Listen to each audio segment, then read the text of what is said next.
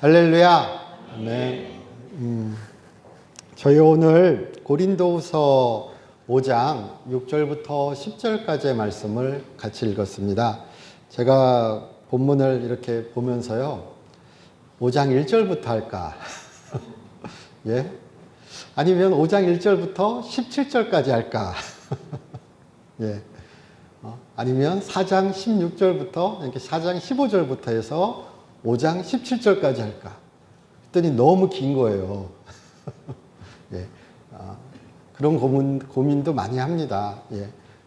또 어떤 목사님들은 한두 절 갖고 이렇게 쭉 하시고요. 저는 좀 본문이 긴 편인데, 예.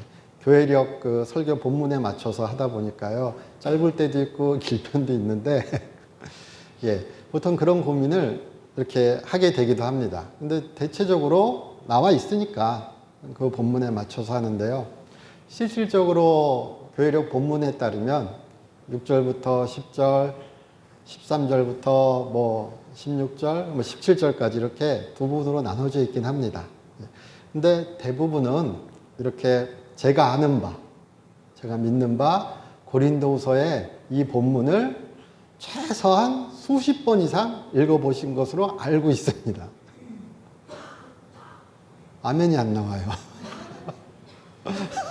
아니, 아멘이란 그 의미는 진실입니다. 이런 뜻도 있거든요. 예. 그래도 안 나와요. 예.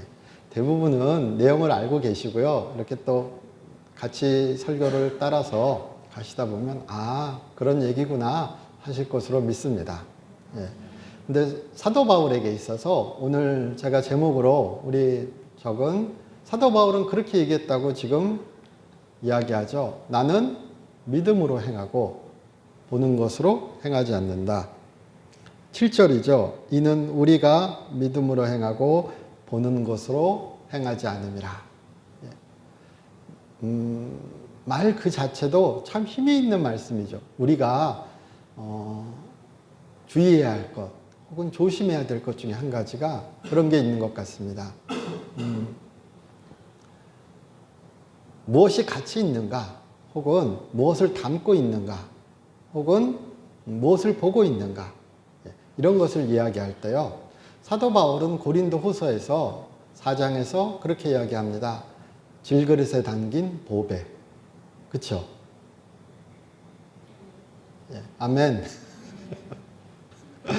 이렇게 옆에 쓱 보셔도 나와요. 성경을 보셔도요. 질그릇에 담긴 보배가 자신임을, 그러니까 자신은 그렇게 고난 가운데, 역경 가운데, 어려움 가운데 그렇게 낡아지고 늙어지고 어찌 보면 후패하여 지나 내 안에 그렇게 하나님의 복음이, 그리스도 예수가, 그렇게 예수님의 생명이신 예수가 있기에 나는 질그릇에 보배를 가진, 그리고 우리는 그렇게 질그릇에 보배를 가진 그런 사람이라고 사도 바울은 이야기합니다. 그리고 오늘 그렇게 성경을 읽는 우리 또한 그렇게 사도 바울처럼 우리는 누구인가라는 생각을 하실 때 우리는 또한 그렇게 질그릇에 보배를 가진 자라, 이렇게 생각하기를 소원합니다. 그것은 다른 것이 아니라 나를 믿는 것이 아니라 예수님을 믿는 것이고요. 나를 나타내는 것이 아니라 예수님을 나타내는 것이고요. 예. 그리고 나를 믿고 사는 것이 아니라 예수님을 믿고 사는 것이겠죠. 예. 믿음으로 행한다 그럴 때도요. 굳이 여러 방면으로 얘기해 볼 수 있을 것이지만 아마 그 얘기는 예수 그리스도를 믿는 믿음으로 살아간다, 이렇게 치환할 수도 있겠죠. 예. 근데 예수 그리스도를 믿는 믿음으로 살아간다, 이렇게 얘기하면 다 끄떡끄떡 하실 겁니다. 근데 그게 삶에서는 어떻게 나타나느냐 그럴 때요. 다른 것이 아니라 말씀 안에 그렇게 하나님의 진리 안에 순종하는 삶이겠죠. 나는 믿음으로 삽니다 그럴 때요. 그것을 다른 말로 하면 순종 아닐까요? 신실함? 예. 신실함이라는 것, 우리가 얘기할 때 우리가 신실함 또는 순종 이런 것을 얘기할 때는요. 주님께서 그렇게 성경을 통하여, 하나님께서 성경을 통하여 우리에게 말씀하신 바, 이렇게 살아가기를 기뻐하시고 원하신 바, 그런 그 말씀에 따라 살아가는 것. 그것을 또 다른 이야기로 하면요, 성령의 가르치심과 인도하심에 따라, 깨우치심에 따라 우리가 살아가는 것. 그것을 갈라디아에서는요, 성령의 열매라고 이야기하죠. 갈라디아서 5장에 쭉 보시면은 우리 성령의 유명한 9가지 열매 이야기가 나오죠.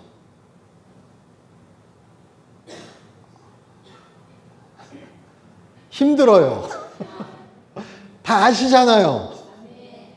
예, 그렇죠. 우리가 쫙 외우지 못할지라도 성령의 9가지 열매, 그러면 사랑과 자비와 양선과 충성과 이러면서 쭉 떠오르시잖아요. 그리고 그렇게 사는 삶이 그렇게 성령의 열매를 맺는 삶이구나 아시잖아요. 그리고 그렇게 사시는 분을 보고 우리가 뭐라 그러죠? 믿음이 좋다 그러죠. 어려운 얘기 아니죠. 그럼 믿음으로 행하는 삶은, 믿음으로 행하는 것은 무엇이냐? 그런 삶이죠. 순종하는 삶이죠. 너무나 당연한 얘기 같은데 사도 바울은 그렇게 얘기해요. 나는 믿음으로 행하고 보이는 것으로 행하지 않는다. 이렇게 얘기할 때 그 안에는요, 무엇이 숨어 있는가 얘기 드릴 때 오늘 본문에서 보면요, 사도 바울이 그렇게 행할 수 있는, 그렇게 살아갈 수 있는 가장 큰 근거가 되고 목표가 되고 목적이 되는 것의 한 가지는, 사도 바울은 예수님을 바라보고 그리고 그렇게 부활의 소망을 품고 살아가기에 나는 믿음으로 살아가고 보이는 것으로 살아가지 않는다, 이렇게 얘기한다고 오늘 본문은 얘기하는 것 같습니다. 고린도 교회를 이야기할 때요, 지금 우리 오늘 본문이 고린도 후서죠. 그러니까 이 편지는, 이 성경 말씀은 고린도 교회에 보내진 편지입니다. 그래서 고린도 전서, 고린도 후서 이렇게 얘기합니다. 첫 번째 편지, 그러니까 전에 보내진 편지, 나중에 보내진 편지요. 근데 고린도 교회는 되게 한 면에선 특별하고요, 한 면에선 특이하고요, 또 우리의 실상과 은근히 잘 맞는 교회이기도 했던 것 같습니다. 제가 항상 고린도 전후서 설교할 때 고린도 교회에서 잠깐씩 말씀드리는데, 고린도란 도시는 계획 도시입니다. 이전에 고린도란 도시가 있었는데 그것이 기원전 150년쯤인가요? 철저하게 부셔집니다. 그리고 시저에 의하여 기원전 한 70년쯤 그렇게 다시 세워집니다. 그러니까 그 전에 있던 도시가 완전히 무너지고, 그리고 새롭게 우리말로 하면 신도시 있죠. 저희들 일산이죠. 저희 뭐라 그러죠? 신도시. 분당 신도시, 일산 신도시, 이렇게 동탄 이렇게 얘기하는 것처럼요. 3번. 저 신도시 많이 합니다. 그렇게 얘기하는 것처럼 고린도도 신도시입니다. 그리고 거기에 도시를 세웠으면 사람을 이주시켜야죠. 그래서 주로 이주시켰던 것이 노예에서 풀려난 사람들. 우리가 프리드맨이라고 영어로는 얘기합니다. 그냥 한글로 해석하면 자유민 이렇게 얘기하는데요. 자유민 그럴 때 프리드맨, 그 말 자체가 노예에서 해방된 사람들입니다. 그리고 로마 군대에 복역하고 있다가 우리말로 하면 은퇴? 그런 사람들이 또한 이주했습니다.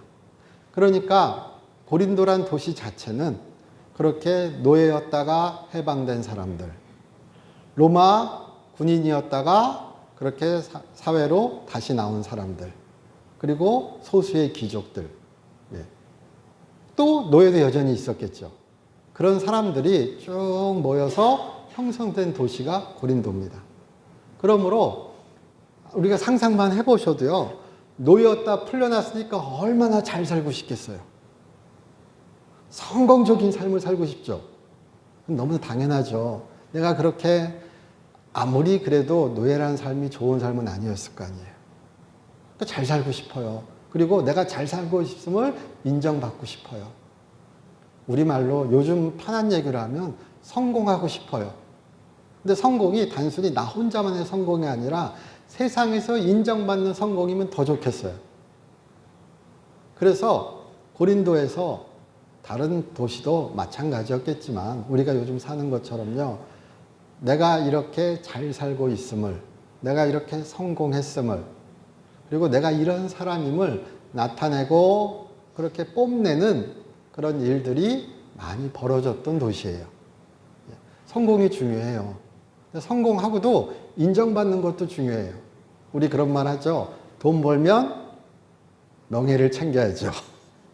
예, 그런 비슷한 의미처럼 고린도에는 그런 인식이 많이 있었다고 합니다. 또한 고린도는 항구 도시이기도 하고 여러 신들을 많이 섬겼던 도시이기도 해요. 예, 그러니까 34개의 신전터가 있었다 그럴 정도로 우리말로 하면은 신들에 대한 어떤 인식이 우리가 말하는 다신교라 그러죠. 그런 것도 팽배했던 지역이에요. 그리고 우리 올림픽처럼 2년마다 스포츠 축제가 열렸던 곳이에요. 도시를 한번 상상해 보세요. 서울 보시면서 우리 올림픽이 매번 우리 4년마다 열리죠. 근데 그렇게 올림픽처럼 그렇게 큰 스포츠 축제가 2년인가요? 3년마다 열려요. 그리고 우리 콜로세움이라 얘기하는 14,000명에서 18,000명이 들어가는 우리 그런 거대한 극장 있죠.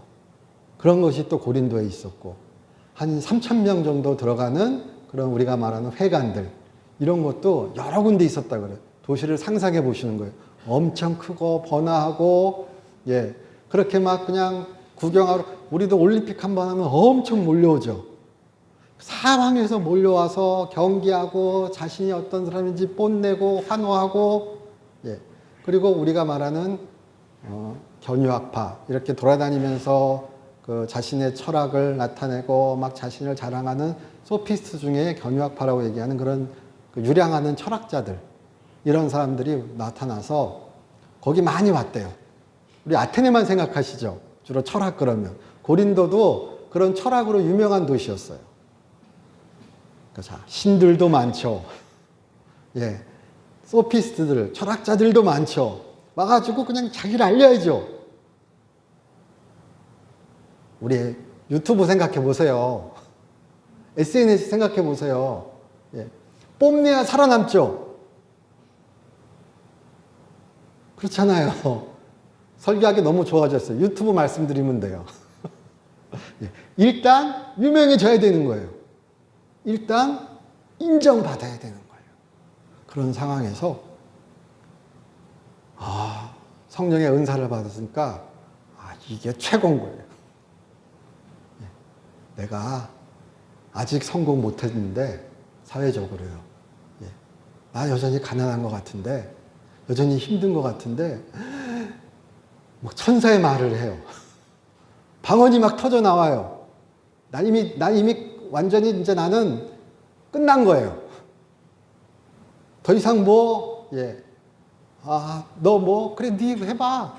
나는 성령의 은사가 이만큼 있어. 제가 좀 과장되게 말씀드리는 거예요. 그렇게 오해할 수 있을 정도로, 그렇게 잘못 이해할 수 있을 정도로 영적인 의사가 고린도 교회는 남다른 의미로 다가오기도 했어요. 단순히 이것이 하나님의 선물이고 너무나 은혜스럽고 너무나 감사한 선물이죠.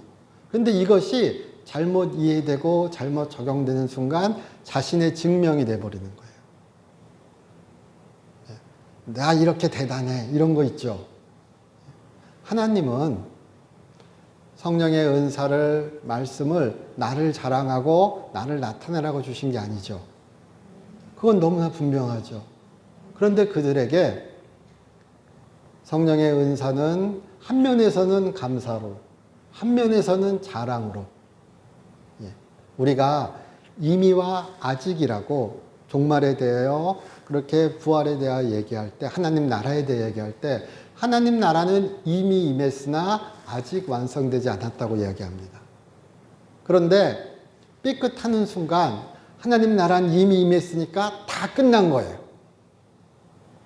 우리 현대 한국교회에 있어서 임의가 가장 잘못 발휘된 예가 구원파예요. 이미 구원받았으니까 이것이 잘못되면 맘대로 사는 거죠. 내 구원은 흔들리지 않아요. 이미 끝났어요. 그럼 뭐 살아도 그것은 나의 구원을 바꾸지 못해요. 잘못된 확신이 그리고 그런 잘못된 구원관이 그 삶을 전혀 다른 방향으로 이끄는 거예요. 사도 바울은 그런 오해와도 싸웠거든요. 야고보서에서 그리고 사도 베드로 또한 그렇게 잘못된 방향으로 이끌어진 사람들에 대하여 이야기하거든요. 그리고 사도 바울은 항상 모든 서신서에서 선하게 살아갈 것을, 성령을 따라 살아갈 것을, 육체의 소욕을 이루지 말고 성령을 따라 살아가서 열매를 맺을 것을 엄청 강조해요. 율법 없이 살아서 문란하게 엉망으로 사는 것이 아니라 오히려 성령을 받은 사람이, 성령의 사람이 율법을 진정으로 이루는 자라고 이야기해요. 율법의 완성은 사랑이라는 사도 바울의 이야기 가운데 오히려 더 율법을 이루는 자가 우리라고 이야기해요. 예수님께서 그렇게 율법을 완성하셨던 것처럼 성령의 사람은 그렇게 성령을 따라 살기에 오히려 율법을 이룰 수 있는 우리가 진정한 유대인이라고 이야기해요. 그러니까 이 고린도 교회의 대표적인 문제점 중에 한 가지는 너무 일찍 빵빠레를 울린 거예요. 너무 일찍 그들의 구원이 확실하다, 확실하지 않다 여기를 더 지나서 나는 이미 하늘에 살고 있어요. 완전히. 그러니까 이 땅의 삶은 거기에 오늘 우리 고린도전서를 하지 않았지만 그렇게 뭐 다투고 분란을 일으키고 서로 소송하고 온갖 음란한 일이 일어나고 그래도 오케이. 나는 지금 하늘이랑 직통으로 통하고 있잖아요. 잠깐만 그럴 수 있지. 이건 아니죠. 근데 또 거기다가 사도 바울이 그렇게 고린도 교회를 세우고 그의 동료들과 같이, 사역자들과 같이 하나님의 역사가 엄청 강력하게 일어났어요. 사도행전을 통해서 보면요. 고린도 교회건 뭐 갈라디아 교회건 뭐 빌립보 교회건 하나님의 역사는 언제나 일어났어요. 각자의 문제나 어떤 상황에 따라서 편지가 다른 것이죠. 그런데 고린도 교회는 그렇게 좀 특이하게 그들의 그런 인식을, 잘못된 인식을 좀 자랑하는 분위기였고, 거기다가 잘못된 교사들이 와서 또 그들의 마음을 이렇게 뿜뿌질한 거예요. 우리는 예루살렘에서 추천서 받아왔고, 우리는 마치 모세처럼, 나중에 한번 고린도후서를 보시면요, 앞쪽을 이렇게 보시면은 이 모세에 대한 이야기가 3장이나 4장쯤에 나와요. 3장쯤에. 그러니까 마치 모세로부터 내려오는 그런 신앙의 전통 막 이런 것처럼 우리는 그런 율법을 또 그렇게 성령의 강력한 연사를 막 강조하고 막 그냥 지금 막 불일 일어난다. 봐라. 이런 걸 자랑하고 좋아하고 그렇게 나타내는 자칭 선지자들이 또는 자칭 교사들이, 자칭 지도자들이 왔던 것 같아요. 쓱 보아하니 사도 바울은 이쪽이 좀 더 멋져 보여요. 우리 얘기하면요, 이 예루살렘에서 온 쪽이 좀 더 괜찮아 보이는 거예요. 제가 좀 단순화시켜서 말씀드립니다. 좀 더 멋있어 보이고, 좀 더 폼나 보이고, 좀 더 우리를 인정해 주는 것처럼 보이고, 우리를 막 일해주는 것처럼, 그래. 이러니까, 그래. 사도 바울은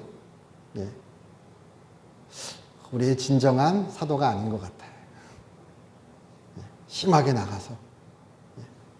이런 인식이 벌어졌던 거예요. 그래서 고린도 후서를 써요. 내가 그리스도의 참 사도다. 그래서 고린도 후서에는 사도 바울의 그런 신앙과 삶과 사도권에 대한 이야기가 많이 나와요. 그러면서 사도 바울이 이야기해요. 나는 믿음으로 살고 보이는 것으로 살지 않는다. 그럼 그 관점에서도 우리가 생각해 봐야 되겠죠. 외적인 화려함, 세상의 막 이런 것들에 얽매여 내가 사는 것이 아니라 사도 바울은 철저하게 사도 바울을 우리가 좋아하지 않을 수밖에 없는, 존경하지 않을 수밖에 없는 이유는 사도 바울은 철저하게 예수님만 바라보고 살았어요. 그리고 그는 철저하게 그의 삶이 마치 예수께서 십자가를 지신 그 삶을 그는 그의 고난을, 그의 역경을 어떤 징계나 어떤 그런 그 자신의 실패로 여긴 것이 아니라 그 가운데 하나님의 역사심을 증거했어요, 오히려요. 질그릇에 쌓인 보배를 이야기할 때도요, 무엇을 이야기하는가? 나는 약해요. 그래서 나는 고난받기도 하고, 나는 그렇게 병들기도 하고, 나는 그렇게 오해에 쌓이기도 하고, 여러 가지 사람들이 보기에 멋지지 않아요. 사도 바울쯤 되면은, 능력의 펀치가 막 날아다녀야 되잖아요. 이렇게 말씀드려 쉽죠. 뭔가 인생이 쫙쫙쫙쫙 풀려야 되잖아요. 하는 일마다 싹싹싹싹 멋지게 돼야 되잖아요. 사도 바울인데. 그런데 보아하니 그렇지 않아요. 그러니까 고린도에서는 이런 거예요. 그러나 사도 바울은 이야기해요. 나는 약하나 하나님은 강하시다. 그리고 하나님은 오히려 그렇게 예수께서 죽도록 순종하셔서 십자가에서 우리의 죄를 대속하셨던 것처럼, 그리고 하나님께서 그를 일으키시고, 오늘 제가 예배 시작할 때 읽었죠. 빌립보서 2장 5절부터 주보에는 10절이지만 11절입니다. 그렇게 하나님께서 그를 일으키셨던 것처럼 사도 바울은 내가 지금 살아가는, 겪는 이 모든 어려움의 끝에는 그렇게 부활이 있음을, 하나님의 일으키심이 있음을, 그는 철저히 믿고 소망하고 확신하며 달려갔던 사람이에요. 그러니까 이 세상은 그를 얽매일 수 없어요. 이 세상은 그를 붙잡을 수 없어요. 그러니까 그는 그런 의미에서 보이는 대로 살아가지 않아요. 하나님을 보고 예수님을 보고 부활하신 주님을 생각하며 그는 그렇게 우리 요즘의 표현으로 하면 십자가의 길을 걸어갔던 거예요. 근데 그게 그를 공격하는 사람들에게는 쟤 포 맞나? 저거 아닌 것 같아. 이왕이면 잘 살아야지. 그렇죠. 저도 바래요. 이왕이면 잘 살아야지. 이게 정도를 넘어가 버린 거예요. 바울의 사도권을 부정할 정도로. 바울이 아닌 것처럼. 그러니까 그렇게 애통하는 마음으로, 안타까워하는 마음으로 보낸 편지가 고린도 후서입니다. 우리는 믿음과 행위를 얘기할 때도요, 그런 거예요. 믿음과 행위, 우리가 논리적으로, 논리라 그러죠, 논리적으로. 믿음과 행위는 구분돼요. 논리적으로. 그런데 믿음과 행위를 실제로 구분해버리면 구원파 되기 십상입니다. 그런 말 하죠. 적절한 비유가 아닐 것 같긴 하지만, 사랑은 감출 수 없죠. 예수님을 믿는데 감춰져요? 그렇죠? 예수님을 믿는데 예수님처럼 안 되고 배겨요?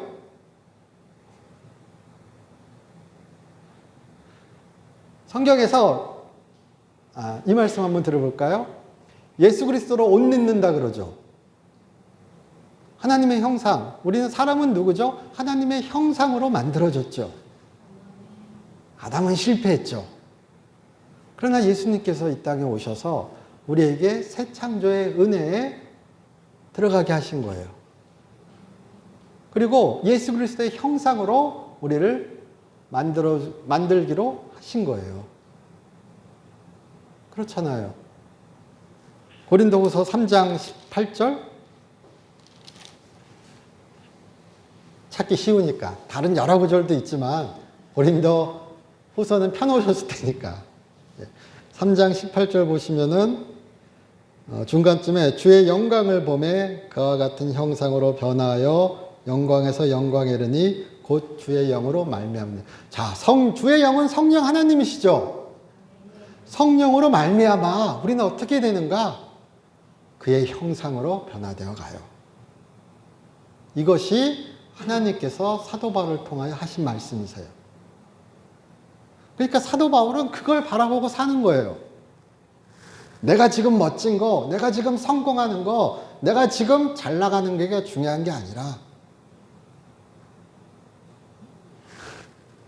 그와 같은 몸으로, 부활의 몸으로 그의 형상으로 변화되어 가는 게 더 중요한 거예요. 바라보는 바가 다르다는 거예요. 이만큼 은사를 얻고도, 이만큼 은혜를 얻고도 말 그대로 현재의 삶만을 바라본다면 이것은 잘못된 믿음이라고 말씀드릴 수밖에 없습니다. 분명히 우리는 예전 용어로 하면 천국 소망을 품고 사는 사람들입니다. 근데 그 천국 소망은 다른 것이 아니라 하나님과 함께 있음이에요. 온전히, 완전히요. 그러니까 이게 저도 그렇고요. 천국 그러면요, 막 평화롭고, 막 그냥, 막 은금이 막 굴러다니고, 다이아몬드가 돌멩이처럼 막, 도대체 천국에서 다이아몬드가 왜 필요해요? 거기도 자본주의 사회예요? 그건 비유예요. 저는 그렇게 믿어요. 그리고 진짜 돌멩이 같겠죠. 천국에서 다이아몬드 어디다 쓰실 거예요? 여기서는 자랑이라도 하죠. 그거 자랑하실 거예요? 하나님 칭찬받는 거. 하나님 기뻐하시는 게 자랑이죠. 다이아몬드 여기 꽂고서는 이게 하나님의 칭찬이라고 자랑하실 거예요? 아니잖아요. 좀 휘하해서 말씀드리지만요. 그렇습니다. 하나님과 함께 있는 것이, 그리고 그렇게 온전히 하나님과 기뻐하며 복락을 누리는 것이 천국이라고 저는 믿어요. 예수와 함께 있는 것. 사도 바울은 그걸 바래요. 그게 진정한 복이에요. 그게 진정한 구원이에요. 예수 그리스도로 옷 입는 것. 주와 함께 하는 것. 내가 지금 온전히 누리지 못하지만 나는 그걸 알아요. 좋은 게 저기 이렇게 있는데 어떻게 여기에서 내가 멈출 수 있어요? 달려가야죠. 세상의 고난이, 세상의 힘듦이 나를 못 멈춰요.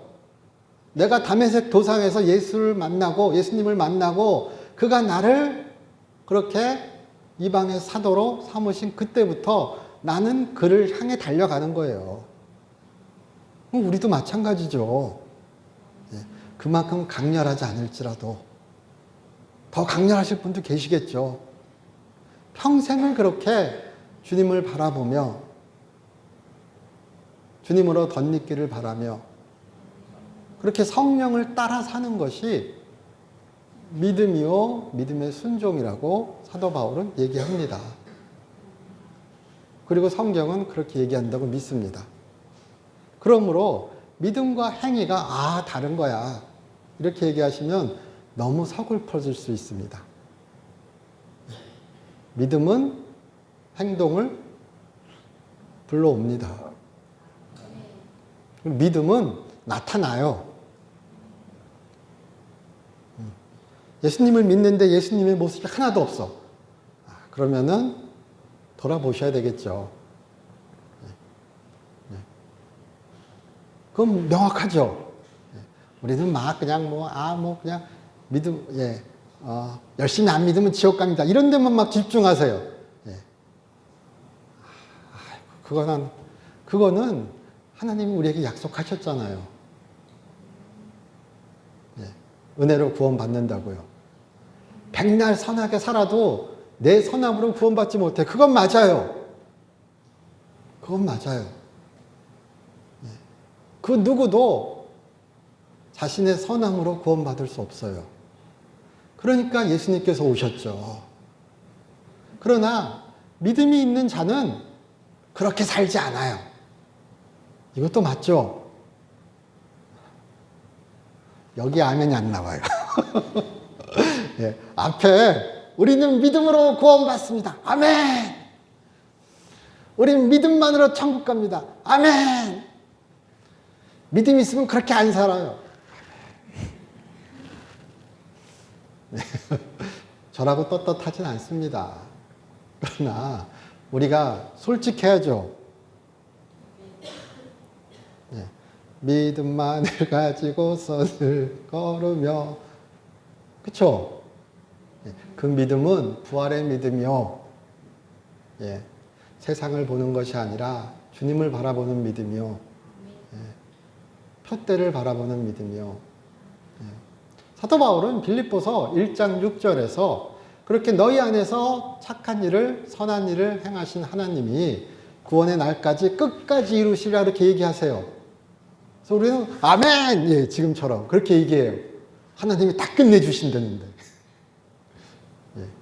그리고 또 다른 곳에서 두렵고 떨림으로 너희 구원을 이루라고 얘기해요.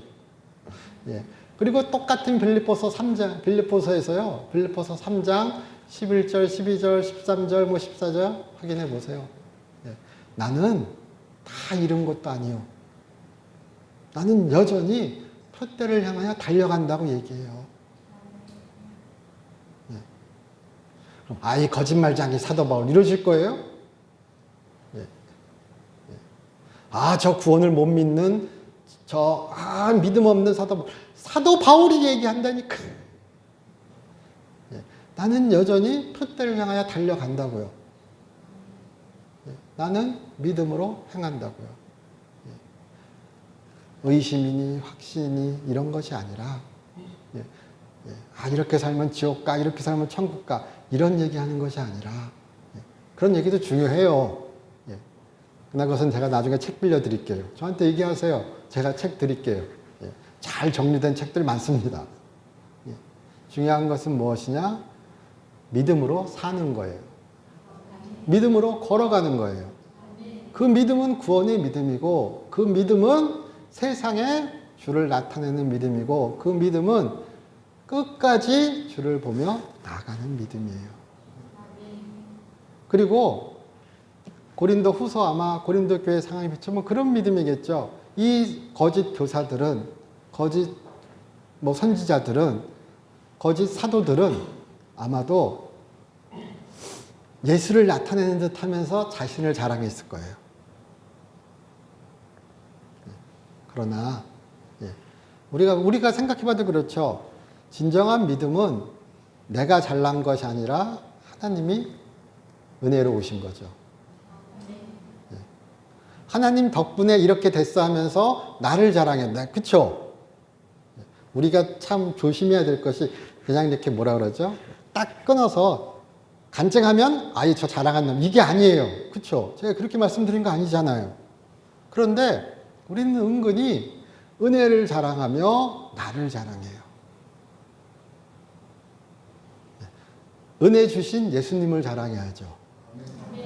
은혜 받은 나를 자랑해요. 그거는 참 미묘한 경계에 있을 수 있어요. 그러니까 우리가 함부로 정죄하면 안 돼요. 그러나 고린도 교회는 그 함정에 빠졌던 거예요.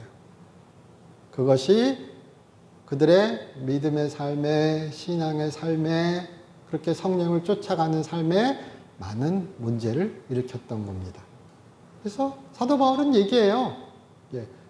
너희 그렇게 살면 큰일 난다. 예. 하나님 나라에 못 들어간다. 예. 로마서 8장이나 대표적인 본문으로 로마서 8장, 갈라디아서 6장 우리 예배 끝나고 다시 보셔도 참 좋습니다. 그러면은 그렇게 성령을 따라 살라고 나와요. 성령을 따라 사는 게 믿음으로 사는 겁니다. 믿음으로 행하는 겁니다. 예. 한 번 믿고 땡! 이거 너무 좋아하시면 안 돼요. 한 번 믿고 땡은 좀 제가 심하게 말씀해서 구원파라니까요. 한 번 믿고 땡이 아니라 한 번 믿고 계속 믿고예요. 끝까지 믿으셔야 돼요. 예.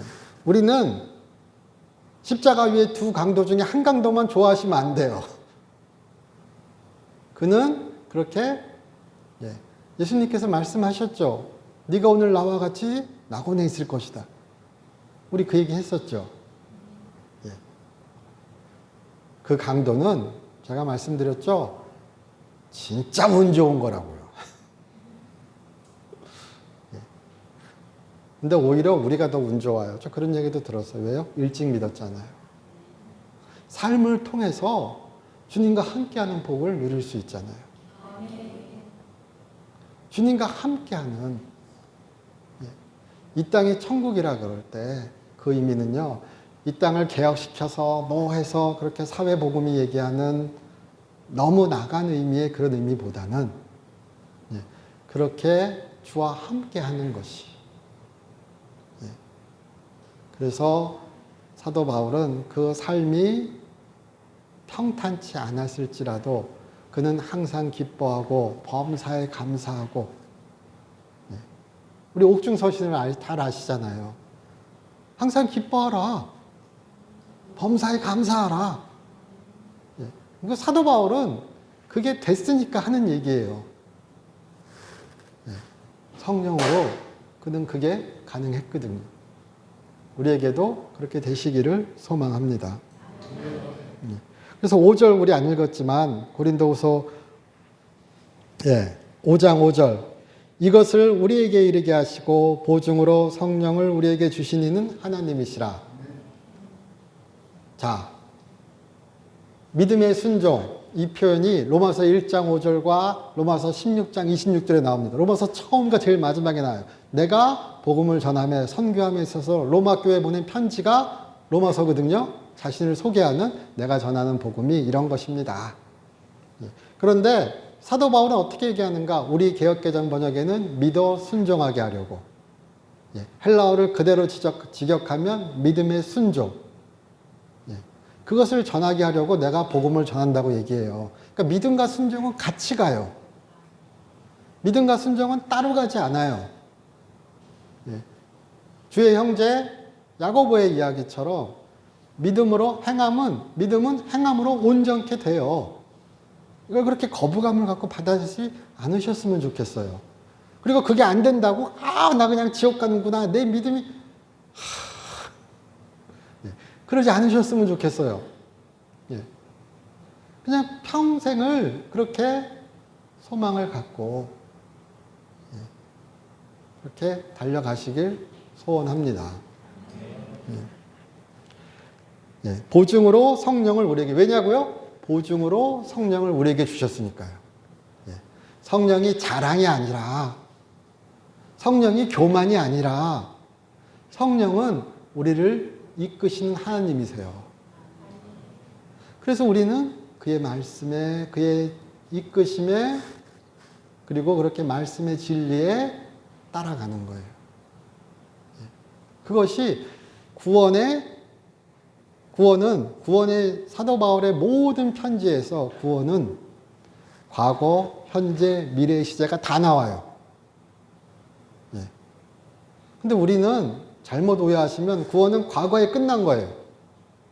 이게 임의에 너무 빠진 거예요. 임의와 아직입니다. 그렇다고 또 너무 또 멀리 가서 아직 가셔가지고 우리의 구원은 알 수 없어 이래서도 곤란해요. 임의와 아직. 그래서 6절에 그러므로 우리가 항상 담대하여 몸으로 있을 때에는 따로 있는 줄. 여기 담대하여도요. 담대하다. 또 어떤 영어 성경 보시면 확신. 우리가 확신한다. confident. 이렇게 표현하거든요.